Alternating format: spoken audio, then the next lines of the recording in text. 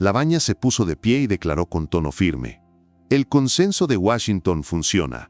La cumbre de Buenos Aires lo escuchaba, todos esperando la autoridad de este experimentado tecnócrata. Pero cuando Javier Milei se levantó y dijo con voz serena: «Roberto, ¿en qué país?», esa firmeza se convirtió súbitamente en vacilación. Lo que siguió fueron los momentos más humillantes en la historia de la economía ortodoxa. Los salones del Hotel Alvear respiraban esa atmósfera institucional característica de los encuentros entre economistas que han definido políticas durante décadas. Esa noche de septiembre era una reunión que había generado expectación durante semanas. Roberto Lavagna, el arquitecto de la recuperación económica post-convertibilidad y símbolo del pragmatismo técnico argentino, se encontraría oficialmente con Javier Milei en el marco de un seminario sobre modelos económicos contemporáneos. Las banderas estaban perfectamente dispuestas, el protocolo académico meticulosamente organizado, y en el ambiente se respiraba esa solemnidad que solo generan los encuentros entre representantes de diferentes escuelas económicas con décadas de experiencia práctica. Roberto Lavagna ocupaba su lugar en el elegante salón de conferencias con esa presencia técnica que había perfeccionado durante décadas como funcionario, ministro y consultor internacional. Su traje impecable, su postura que irradiaba competencia profesional, y esa expresión que había negociado con organismos multilaterales, presidentes y equipos económicos de los 5 continentes. No era solo un exministro más, era el símbolo viviente del gradualismo económico responsable, el hombre que había demostrado que las recetas ortodoxas podían aplicarse exitosamente en contextos complejos, el único economista argentino que podía reivindicar haber implementado el consenso de Washington con resultados positivos verificables. Frente a él, en el sofá reservado tradicionalmente para invitados académicos distinguidos, Javier Milei revisaba discretamente algunos documentos con esa tranquilidad que había caracterizado todos sus encuentros con figuras del establishment económico desde que asumió la presidencia. Su presencia contrastaba notablemente con la formalidad técnica del ambiente, gestos naturales, una serenidad que parecía ajena a las ceremonias académicas tradicionales.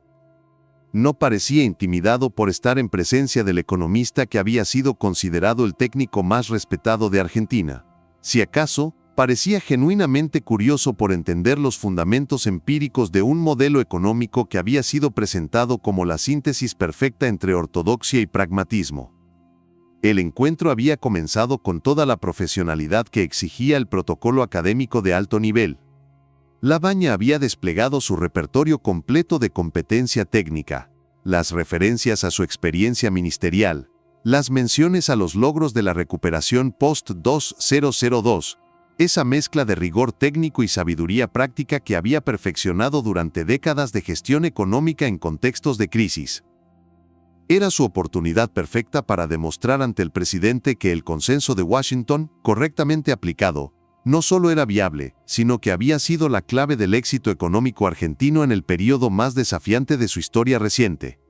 Durante las primeras 2 horas, todo había transcurrido dentro de los parámetros esperados del diálogo económico técnico, intercambios profesionales sobre los desafíos de gestión macroeconómica, referencias especializadas a la experiencia internacional comparada, esa conversación sofisticada que caracteriza los encuentros entre economistas que han gestionado crisis sistémicas. Lavagna estaba en su mejor forma expositiva, desplegando su conocimiento enciclopédico de la literatura económica internacional, estableciendo paralelos técnicos para contextualizar la experiencia argentina, demostrando por qué las políticas graduales y pragmáticas habían sido exactamente lo que Argentina había necesitado para salir de la crisis de 2001. Pero algo sutil había comenzado a cambiar en la dinámica de la conversación. Milei no estaba reaccionando como la mayoría de los interlocutores académicos que habían participado en seminarios similares con Lavagna durante su carrera postministerial. No expresaba la admiración habitual por la sofisticación técnica del enfoque gradualista. No hacía los comentarios protocolarios sobre la complejidad de gestionar transiciones económicas. No caía en los patrones conversacionales que habían caracterizado cientos de conferencias sobre el modelo económico post-convertibilidad. Más intrigante aún, parecía estar tomando notas específicas sobre las afirmaciones de éxito, como si estuviera documentando algo particular sobre las declaraciones de efectividad del consenso de Washington. La primera señal de que algo extraordinario estaba por ocurrir llegó cuando Labaña decidió desplegar su argumento más sólido, el balance histórico de la aplicación del Consenso de Washington y su impacto en la estabilización de economías en desarrollo. Presidente, dijo Labaña inclinándose ligeramente hacia adelante con esa seriedad técnica que había precedido a sus decisiones más importantes como ministro de Economía durante la gestión Kirchner, creo que es fundamental que comprenda por qué el Consenso de Washington, correctamente implementado, sigue siendo el marco más sólido para la gestión macroeconómica moderna. Era su movimiento estratégico definitivo, el despliegue de credenciales técnicas internacionales, la demostración de competencia empírica, el tipo de presentación académica que había convencido a organismos multilaterales y gobiernos de que existía una síntesis viable entre ortodoxia económica y pragmatismo político. El salón se cargó de expectación técnica. Los asistentes presentes se prepararon para escuchar una de esas lecciones magistrales de economía aplicada que habían caracterizado las mejores intervenciones de Labaña en foros internacionales, y todos anticiparon ver cómo el presidente actual respondía a la demostración de competencia técnica más refinada de la escuela gradualista argentina. Pero lo que sucedió a continuación desafió todas las expectativas académicas. Milei cerró discretamente su carpeta de documentos, se acomodó en el sofá y miró directamente a Labaña con una expresión que mezclaba respeto profesional con algo que podría haber sido curiosidad empírica genuina. Roberto, dijo con una tranquilidad que contrastaba dramáticamente con la solemnidad del momento, me gustaría entender esa efectividad con mayor precisión. ¿Podrías especificar casos de éxito sostenible del Consenso de Washington en economías similares a la Argentina? Comillas. La pregunta cayó sobre el salón como una piedra en un estanque académico. En 17 palabras simples, Milei había transformado completamente la naturaleza del encuentro. Ya no era un exministro educando al presidente sobre las virtudes de la ortodoxia pragmática. Era alguien solicitando evidencia empírica específica de afirmaciones sobre efectividad del modelo. Labaña sintió que el terreno familiar comenzaba a moverse bajo sus pies. En décadas de carrera académica y ministerial, rara vez había tenido un interlocutor que no aceptara las credenciales del Consenso de Washington como argumento suficiente, sino que pidiera casos específicos de éxito sostenible.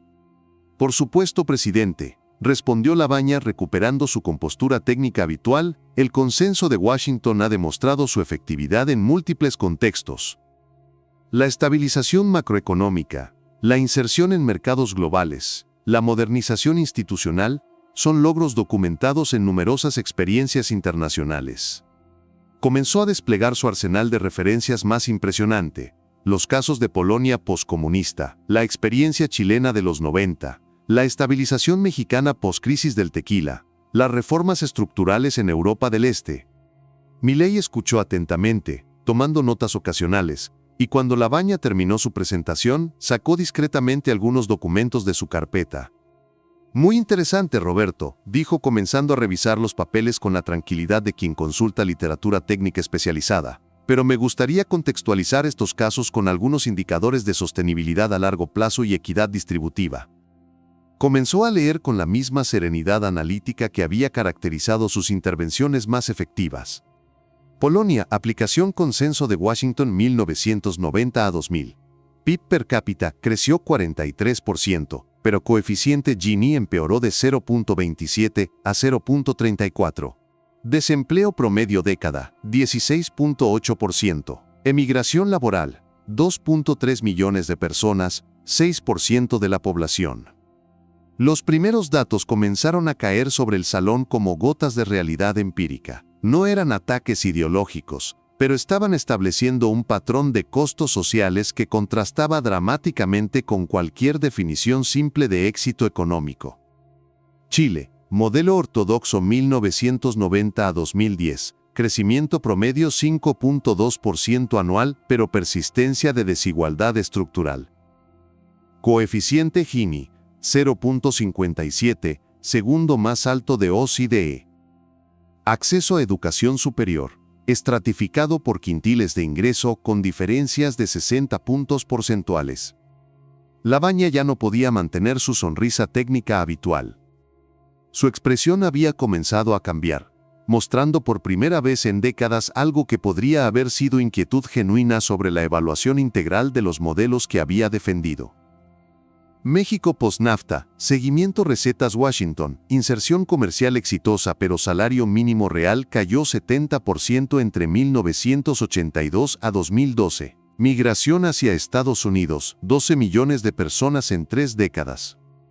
Continuó Milei adoptando un tono más pedagógico.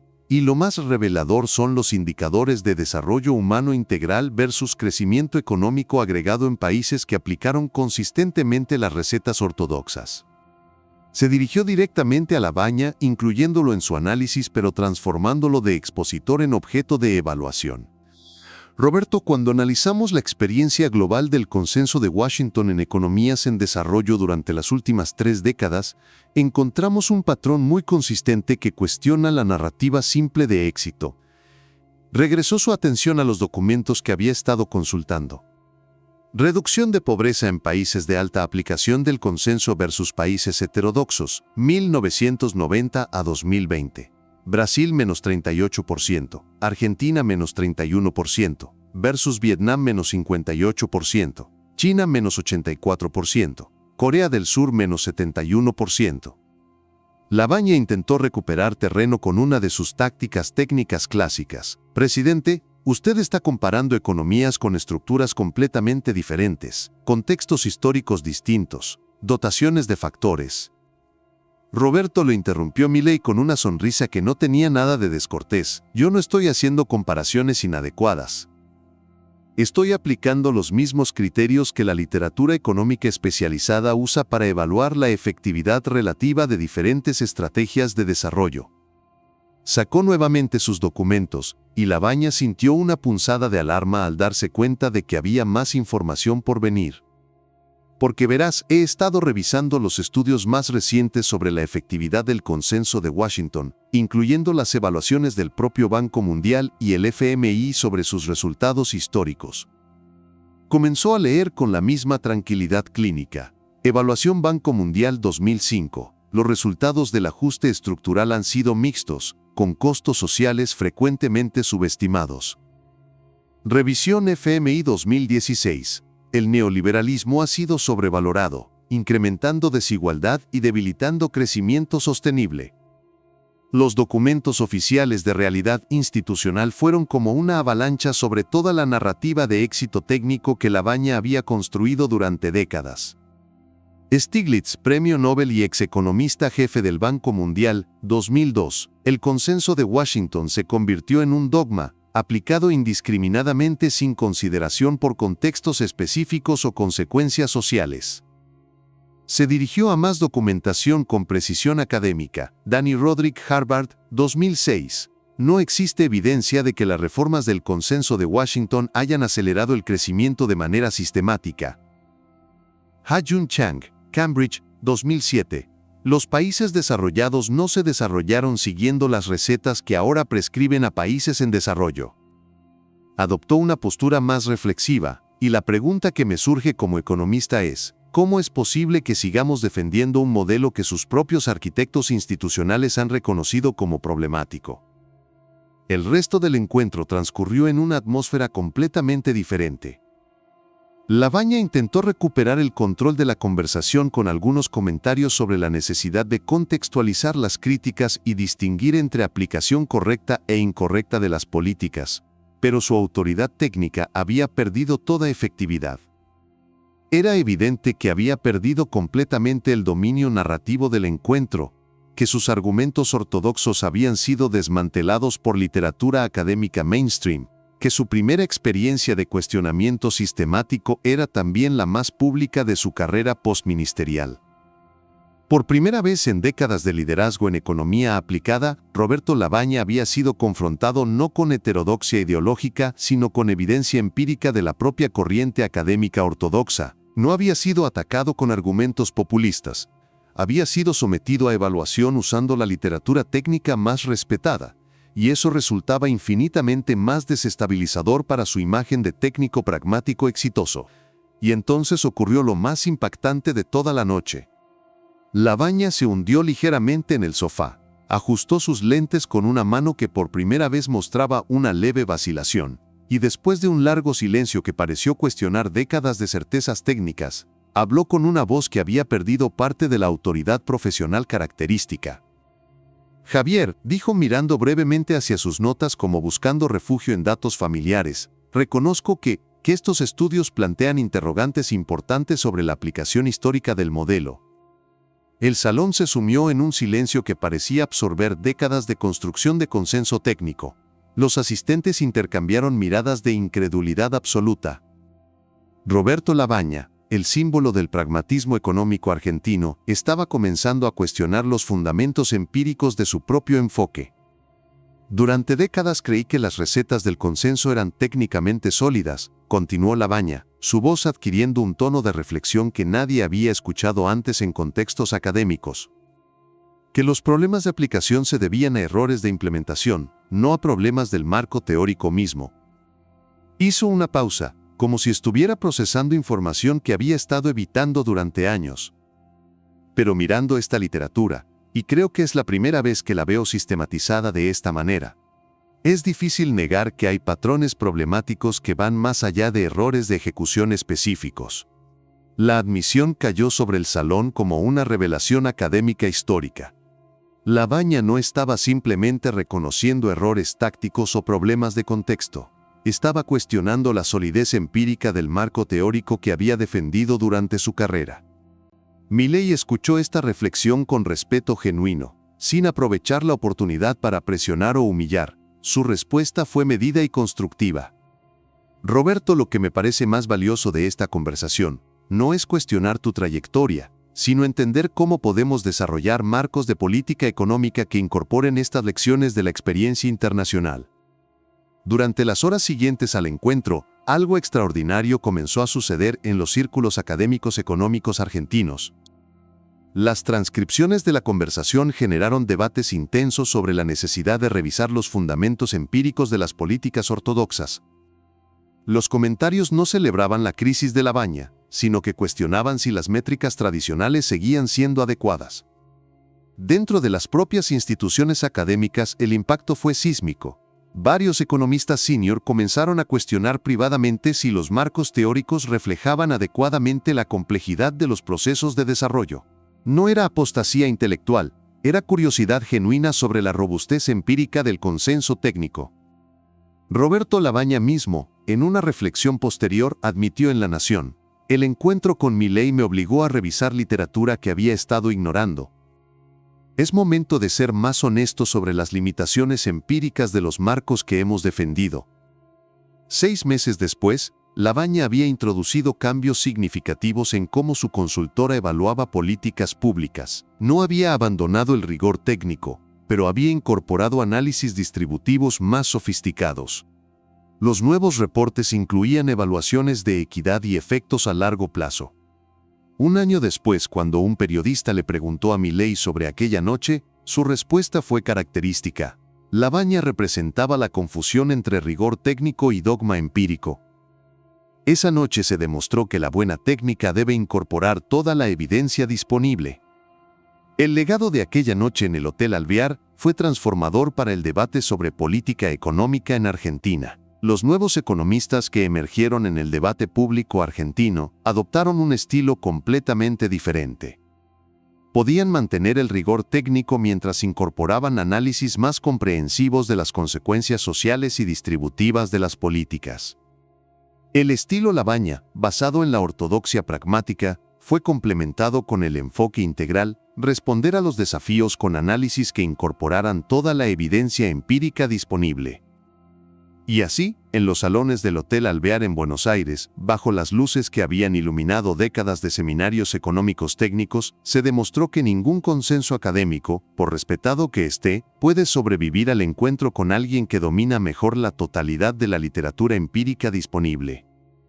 Esa noche Roberto Labaña aprendió la lección más humilde de su carrera académica, que cuando el rigor técnico se encuentra con la evaluación empírica comprensiva, el rigor descubre que necesita incorporar evidencia que puede cuestionar sus conclusiones previas.